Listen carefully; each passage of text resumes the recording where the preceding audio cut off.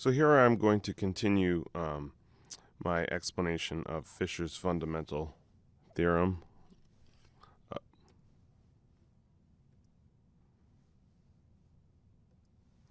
So here I'm going to finish my description of Fisher's fundamental theorem of natural selection.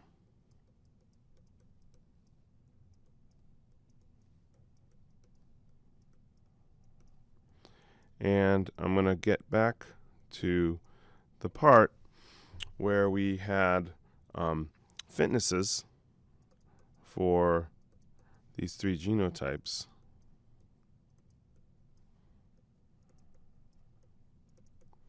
Designated by W11, W12, and W22. And we also have the frequencies of those three genotypes as p squared, 2pq, and q squared, following Hardy-Weinberg. Right.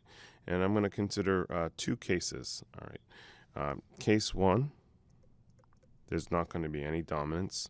So W11 is equal to 0.8. W12, the heterozygote, is equal to 0.9.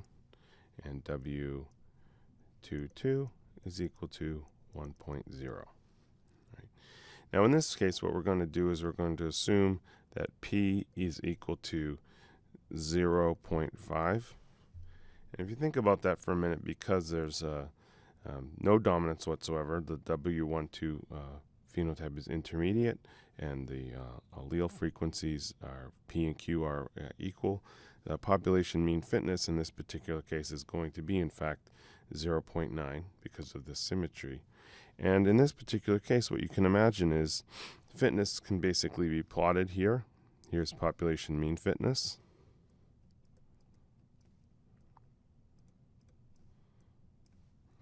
Which is 0.9. And then the fitness of the W22, 1.0. And the fitness of the W11 genotype, A1 genotype, 0.8. And so if you were to plot this, you would put the fitness here, you put fitness here, and you, whoop, that disappeared. And then you put fitness here, and you can see, oh, disappear. Okay, so then you can see that that plots in a nice straight line, right? And if you designate this mean fitness, this is a case of pure additivity, right? As you add a dose of the A2 allele, whether in the going from W11, going from A1 to A1 A2,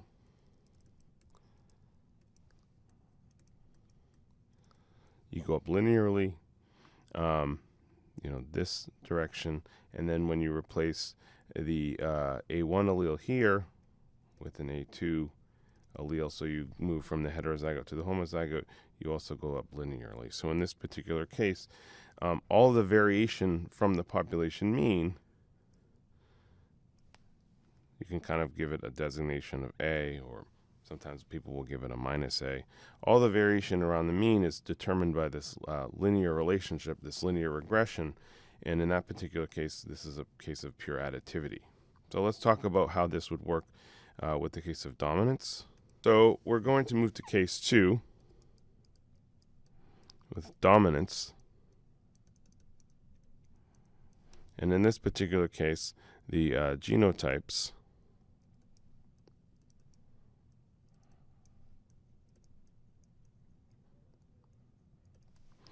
will have fitnesses designated as such. So W11 is equal to 0.8. W12, this is the heterozygote, is equal to 1.0. And W22, the fitness of this, the homozygote, A2 is also 1.0. So here you can see that there's dominance. The A2 allele is dominant. So when we assume that P is equal to 0.5, so of course Q is equal to 0.5 in terms of the frequencies, we can also plot the points of the fitness values, okay? Now, 0.8, 1, right? Now, before mean fitness was 0.9, okay? I'm not going to walk through exactly why this is the case. We're going to do it shortly. But right now, because of this dominance, right, the fitness of the population is actually going to be slightly higher than in the previous case. So W bar in this scenario, and I'll show you how to solve that momentarily, is equal to 0.95. So we're going to actually, there's 0.9, but we're actually, here's mean fitness. W bar is equal to 0.95. Right, so we have that line right there. All right, so now let's plot the fitness values for the different genotypes, A1, A1, A1, A2, A2, A2. Okay, so the fitness for A1 is 0.8. Oh. The fitness for A1, A2 is 1 now. And the fitness for A2, let's extend that out a little bit, is also 1, right? And so you can see that these dots now no longer fall in a straight line, right? So if you were to draw a regression through that, you basically are regressing on the dose of essentially how many doses of the allele A2 you have, right? So if you move from this genotype to this genotype, you're adding a dose of allele A2. And if you're moving from this genotype to this genotype, you're also adding a second A2. And so you kind of think of this as a regression as a function of the dose of the alleles. And so you could, in this particular case, you wouldn't draw a line through all the dots. You would actually draw something probably more like this. And what's important is, in fact, the slope of that line is going to be determined by the frequencies. Right? Because here we actually have symmetry, but you can imagine a case where P or Q was very high and the frequency of the, say, one of the homozygotes was quite high, then that would change basically the mass of the point here. And in this, for example, if there was a Q in this particular case was equal to like 0.9, there would be a lot of this particular class of the homozygote, and the mass of the line, the mass would increase here, and then sort of the slope of the line would maybe be tilted a little bit more. Right. But we're going to focus on this line, right? The regression where when P is equal to 0.5, right? So what are we going? How do we think about dominance in this particular case? Well, this line, the solid line, is basically a measure of the additive effect, and the deviation from that line is a measure of the dominance effect. So in this particular case, the additive effect is measured here. You could kind of right there. That would be A, and then that deviation right here is a measure of the dominance, right? And then in the heterozygote, right, the additive effect is actually quite little here. It's this term right there, and then the sort of dominance effect is measured by the deviation from there, right? And then the additive effect here relative to we're basically baselining this relative to the mean. The additive effect is basically shown here, and then this part here is the dominance effect. All right. So those are sort of a general description of how additivity and dominance work. What we're going to now do is we're going to actually do some calculations. Now, generally speaking, in fact, the change in mean fitness, so a delta W bar, is equal to the additive variance in fitness. By the way, this would be the case for any phenotype, but in this particular case, the phenotype we care about is fitness, divided by W bar. So that's the generally true. But that's not what Fisher's fundamental theorem selection says. Fisher's theorem says that this is equal to that, right? And that's going to be true when W bar is equal to 1, right? So when W bar is equal to 1, then we get Fisher's fundamental theorem of natural selection, which is the population change in mean fitness is equal to the additive variance, right? So this has to be true for this to be the case. And so what you can do is you can take fitness values and you can actually rescale them so that this is in fact true. All right, so we're going to walk through that exercise right now. All right, so how do we scale fitness values such that W bar, mean fitness of the population, is equal to 1? All right. So you can imagine we'll go back to a scenario. Again, A1, A1, A1, A2, A2, A2, and we'll give them some fitnesses.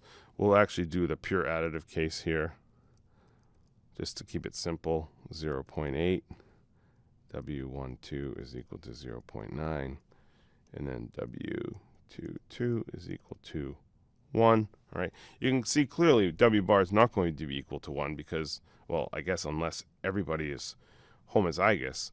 But if there's, some allele frequencies of if there's some A1 alleles floating in the population, W bar is not going to be equal to 1. It's going to be less than 1.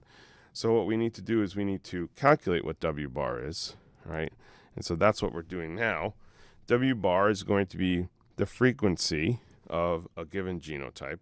In this particular case, we're talking about the A1 genotype times the fitness of the individuals at that. Right. So what we're going to be doing is we're going to actually take these values, calculate what W bar is, and we're going to rescale these values using this value here onto a new frame, and then we're going to actually then make them relative fitnesses all equal to 1. And you'll see that the relationship of dominance will be retained. So first calculate W bar, all right, equal to P squared W11, all right, plus 2PQ, and this is the frequency of the heterozygote times the fitness of the heterozygote plus Q squared, the frequency of the other homozygote times the fitness of the other homozygote. Right.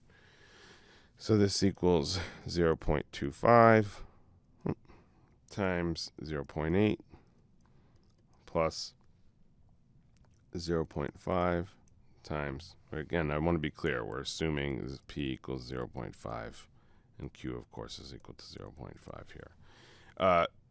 W12 is 0.9 plus 0.25 times 1, right? And so this whole thing becomes 0.9, and we can see that, well, actually, W bar does not equal 1. So how do we rescale everything? Well, keep that in mind. So this doesn't seem to be true in this particular case because it's 0.9. So we're going to rescale these values such that that's the case. Because this is arbitrary, right? These numbers, in fact, are basically arbitrary, so you can scale them in any way you want as long as you do it evenly.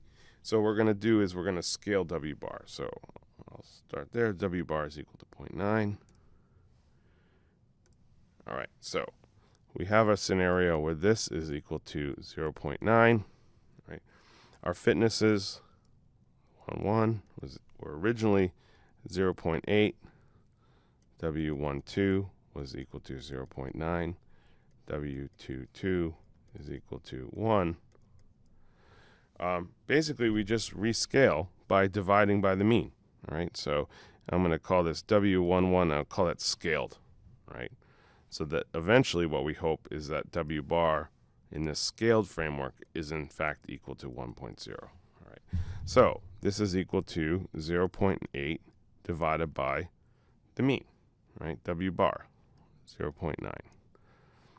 W12 scaled is equal to 0.9 over 0.9.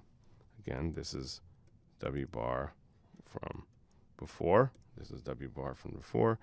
And W22 scaled is equal to 1.0 divided by 0.9. So what we end up with then is W11 with this scaled now is equal to it's actually 0.8888, so I'll just do it that way. All right, and then W12, well, that doesn't change. It's 1.0, right? And then W22 scaled is that 1 divided by 0.9, which is 1.1, going on. So you can see here that when P is equal to 0.5 and Q is equal to 0.5, right, this W11, this W bar, this scaled version, is going to be equal to 1, right? And when that's true, we can then calculate, for example, the additive component of variance in this new framework so that we can check estimate the additive component and basically estimate the predicted change in fitness. Okay, so we're going to move through those two ways of doing that. But before I do that, I want to make sure we all know how to calculate total phenotypic variance. Total phenotypic variance. Okay. Okay, so we have this. I'm actually not going to call it scaled anymore. I'm just going to say W11 is equal to 0.8 bar, W12 is equal to 1, and W22 is going to be equal to 1.1 over the line over it. Again, P is equal to 0.5, Q is equal to 0.5. So the way you calculate the variance is you basically consider how much each individual in the entire population differs from the mean. You square that difference, and then you normalize that by how many individuals in the population have that deviation. So we can use the frequencies again. So the variance, the phenotypic variance, is going to be equal to, and this is going to be in fitness, but this would be with any phenotype. So P squared, the fitness, minus whatever the mean fitness is, squared, plus 2PQ times that, fitness of the heterozygote minus the mean in the population, plus Q squared, the frequency of the other homozygote, W22 minus W bar, right? So that's a general thing. That'll be true for any phenotype. In this particular case, the phenotype that we care about is fitness. But notice we've scaled the W11, the W12, and the W22 such that the mean fitness is 1. So basically, this just becomes 1 in each of these cases. And then you can go through the calculation. This becomes 0.25, and then 0.8 bar minus 1 squared plus 0.5 times, well, this is 1, right? Because minus 1. So this actually is interesting here. In this case, the heterozygote doesn't contribute to anything to the phenotypic variance because all the heterozygotes are actually the mean of the population in terms of fitness, because that's going to be 0 plus 0.25, and then this is 1.1 minus 1. Okay, so this whole thing becomes, if you do all the math, it becomes approximately equal to 0.006. So that's a way of calculating the total phenotypic variance. The next thing we want to do is calculate the additive component of variance. Okay, so calculate the additive component of variance, keeping in mind that the narrow sense heritability is equal to the additive component of variance over all of the phenotypic variance, and this determines the response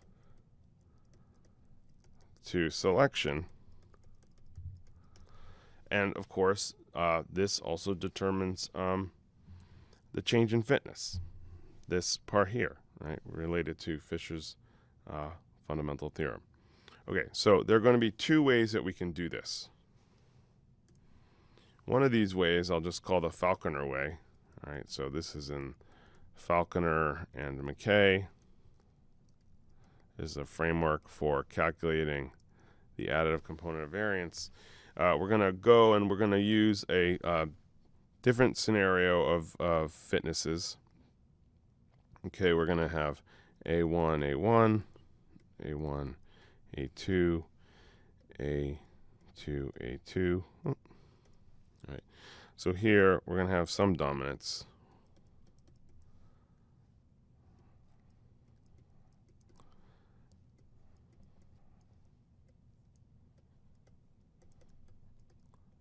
Okay, and you can see basically how I've set these up, that the heterozygote is not intermediate.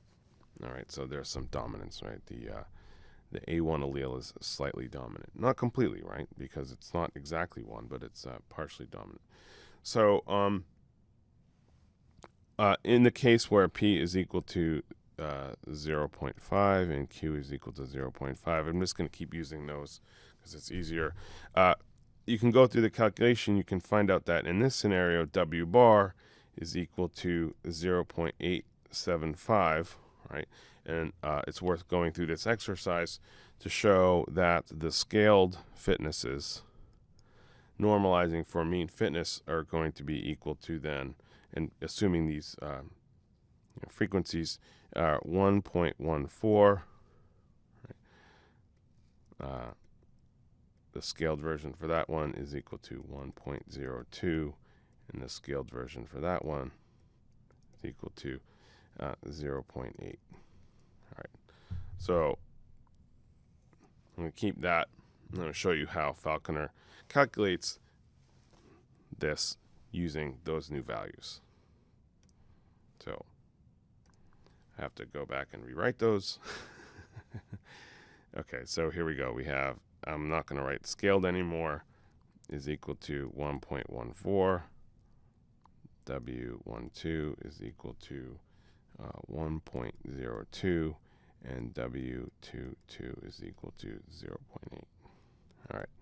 So the framework that Falconer provides is basically, you kind of imagine that there's a range of fitness values, right? So there's a range of fitness values here, right?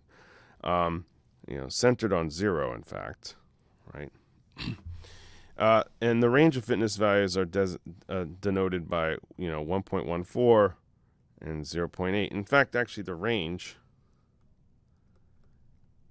is going to be equal to 1.14 minus 0.8. So generally speaking, it would be W11 minus W22, right? And so that's the entire range right there. And there's this term that Falconer uses called A, which, is basically a measure of the additive part. And the additive part is basically going to be measuring sort of the magnitude of deviation from this 0 point right here. Okay, so A is going to be here, and then it will be minus A over here. And so the whole span divided by 2 is what A is equal to, right? So the entire range, in this particular case, given by this, divided by 2 is A. So A is equal to W11 minus W22 divided by 2, right? Because it's half the range is equal to A. And so in this particular case, this would be equal to, this is equal to 0.34.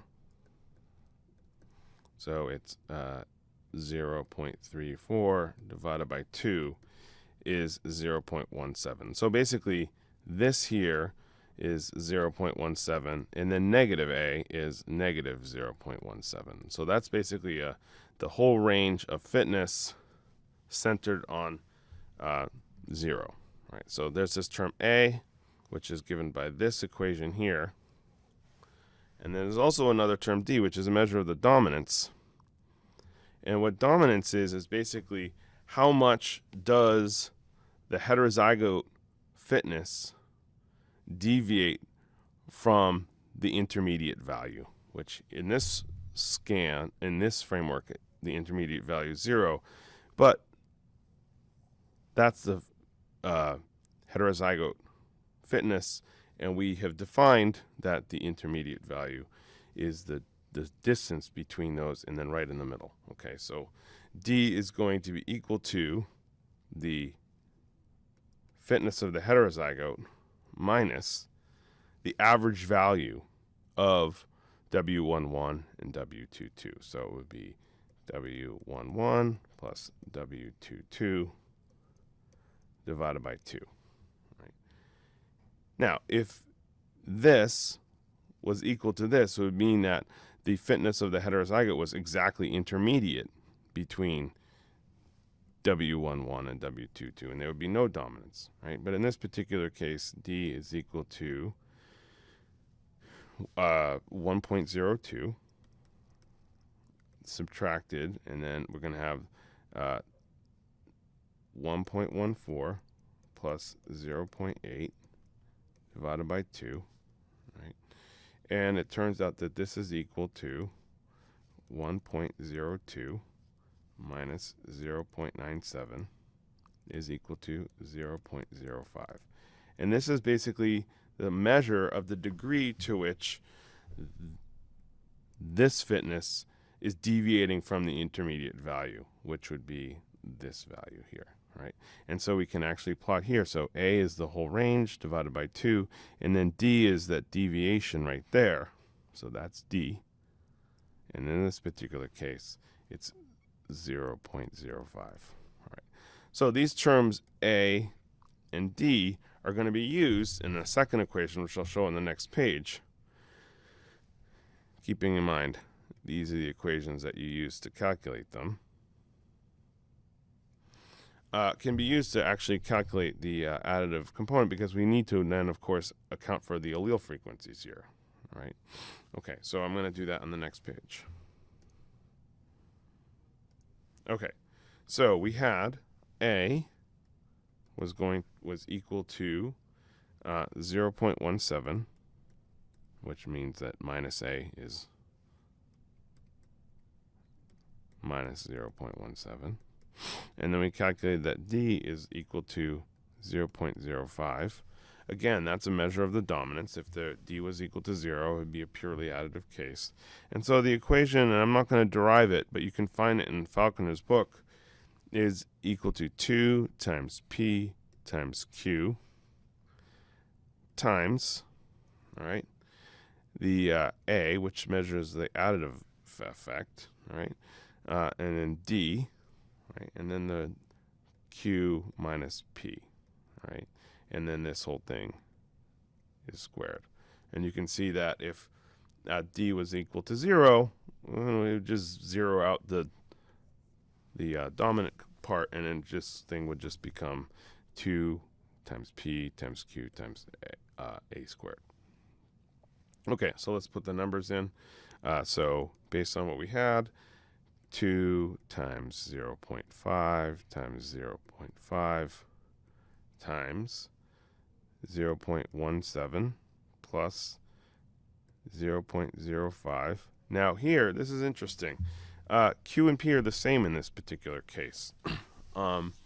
So here, this actually becomes 0. So that basically zeroes out the dominance component because you have equal frequencies, which is interesting.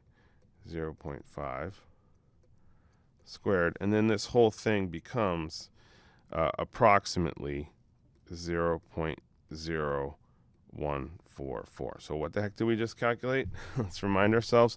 We calculated the additive component of variance using this framework of A and D provided by Falconer, which estimates the contribution of these alleles. But there's an important part here, is that frequencies of the different alleles play an important role in computing the additive component. So let's just remember that number. Approximately 0.0144. All right. I want to show you another way, which I actually kind of think is a little bit more intuitive.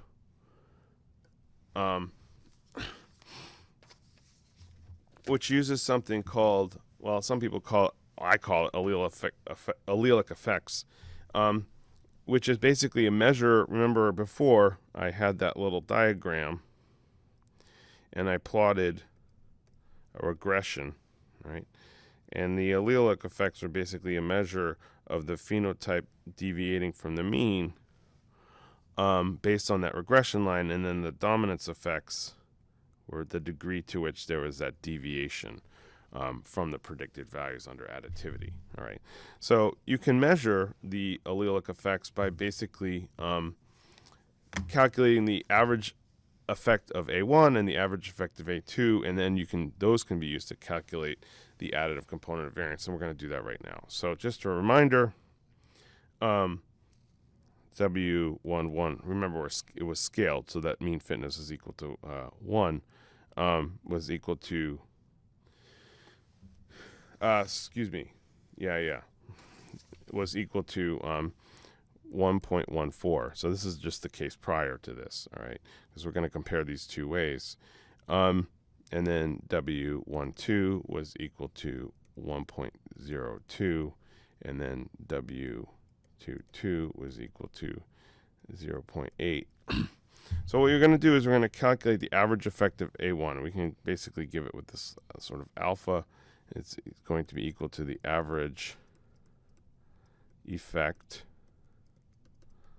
of A1. Now here, I just want to remind you, this scenario is not equal to this scenario, because here, this is the highest fitness. So, the slope would be different. It would be something like this. All right, in that case, in this case. So the average effect of A1, you can think of the average effect as that if you just were to randomly pick out an A1 allele, what's the average effect it would contribute to the value of fitness, and that's going to depend on the frequency of the other allele, right? And so if you pull out a A1 allele, right, its effect is going to be determined by how often you pull another A1 allele, right, which is going to be frequency P, right? So the average effect for any arbitrary A1 allele is going to be how often it's found in the homozygous form, which would be determined by the frequency of the other allele, which would be P, all right, times the fitness of that. And then instead of pulling out A1 allele, perhaps when you just randomly picked out an allele, you picked out a A2 allele, and that would be with frequency Q, and then you would be heterozygous. And so your fitness would be W12, and you're going to subtract, right, from these sort of average effects of A1, you're going to subtract the mean fitness, right? And you can formalize it with that if W bar doesn't equal to 1. But in this particular case, we're saying W bar is equal to 1. So this is just going to be equal to 1/2, right? So this becomes P11 plus Q12 minus 1/2. And I'll just do some of the math here. So this would be 0.5 times 1.14 plus 0.5 times 1.02 minus 1/2. Right. So this becomes 0.57 plus 0.51 minus 1/2. And so this whole thing becomes 0.58. So that's the average effect of allele A1, 0.58. That's the degree to which it basically, in this population with P and Q, right, what the average degree to which it contributes to fitness. Right. So we'll calculate now this for a alpha 2. All right, so we go back here, and I'll just get these ones back.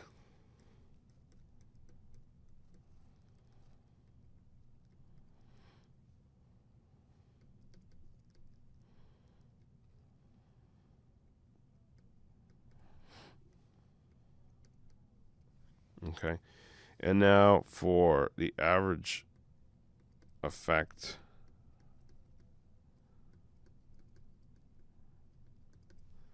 of A2 is going to be, again, you have this allele that you're going to pick out, and you pick out an A2, and the frequency at which it will be found in the heterozygous state is going to be P, because that's the frequency that you pull out the other one, and then the fitness of the heterozygote, right, plus the frequency that you end up, if you have a random allele that you end up picking the homozygote genotype, which would be with frequency Q, because you have one in the hand and you have to pick out, well, what's the frequency I pick out another A2? Well, the frequency I pick out another A2 is Q, and then that will be 1 W22. And again, this is, you're normalizing the average effect of an allele based on 1 over 2. And one thing I want to talk about this 1 over 2 thing. This was W bar over 2, but we're saying W bar is equal to 1. Basically, it's like each allele, since we're diploid, each allele on average contributes, half of a dose, right? So if you have 2 alleles and your mean fitness is 1, right, each allele contributes half, right? And so this is basically a relative to the average effect of all alleles, because the average effect of all alleles, when W bar is equal to 1, the average effect of all alleles, A1 and A2, is going to be equal to a half. So this is basically the degree to which the effect of A2 deviates from the average of the averages in a way. All right, so this is going to be equal to 0.5 times 1.02 plus 0.5 times 0.8 minus a half, which is equal to 0.51 plus 0.4 minus a half, and this is equal to 0.41. All right, so that's the average effect of allele A2 is 0.41. All right, so that's all well and good. What are we going to do with that? What are we trying to do? We're trying to calculate the additive component of fitness. So I will erase that. And so just to remind you, this was equal to 0.58. This was equal to 0.41. Right? So the additive fitness component is basically, it's similar. It's a variance. So it's going to be similar to the phenotypic variance, because we're going to be weighing the frequencies of the different classes. So the frequency of one of the homozygotes, p squared. But now what we're doing is we're measuring not the phenotypic variance, but we're measuring the variance due to these additive effects, right? So if you're homozygous, right, if you're A1, right, the average effect of this thing is this plus another one, right, because you have 2 alleles, right? So it's going to be 2 times alpha 1 minus, now here we're going to say minus 1 because W bar is equal to 1, right? So it's basically whatever the value is and the frequency at which that value appears at minus the mean, right? So in this particular case, it's 1, and we square that. This is just like any normal variance, 2pq, right? Now this is the effect mediated by the additive effect in the heterozygotes. So there's going to be alpha 1 plus alpha 2, right? The average effect for A1, the average effect for A2, minus 1 squared, and that's going to be, you might be able to guess what the next one is, q squared. Now you're homozygous, A2, A2. So basically you need to calculate the 2 doses of the additive effect, which is right here. So 2 times alpha 2, again, minus the mean fitness. In this particular case, we scaled to 1. It doesn't have to be scaled to 1, but what it will be in our case, because we want that for Fisher's fundamental theorem, squared. So then this becomes, it's a bit of a bear, I guess, 0.25 times, it turns out 1.16 minus 1 squared, right, plus 0.5. And my calculation here was that it was 0.99. I'm pretty sure that's a rounding error. I'm actually confident of that. So you'll see how that comes up. And then 0.25 times 0.82 minus 1 squared. So this whole thing, 0.0064 plus, if you did the, there was a 1 there. If you did the whole thing out, it's going to be really close to 0. So I'm just going to call that 0, this technically would be 0.00005. We'll just call that 0 plus 0.081, right? So this whole thing becomes 0.0145. And based on rounding, you can see that that is basically equal to the variance that we got from Falconer. All right, which is equal to 0.0144. So with some rounding error, these are the same. So I've given you two ways that you can calculate the additive component of phenotypic variance, assuming that you've scaled the W bar to 1. All right, and the way you do that is you calculate what W bar is on your original fitness values, and you divide each of the fitness values by what the mean W bar is in the population. All right, thanks.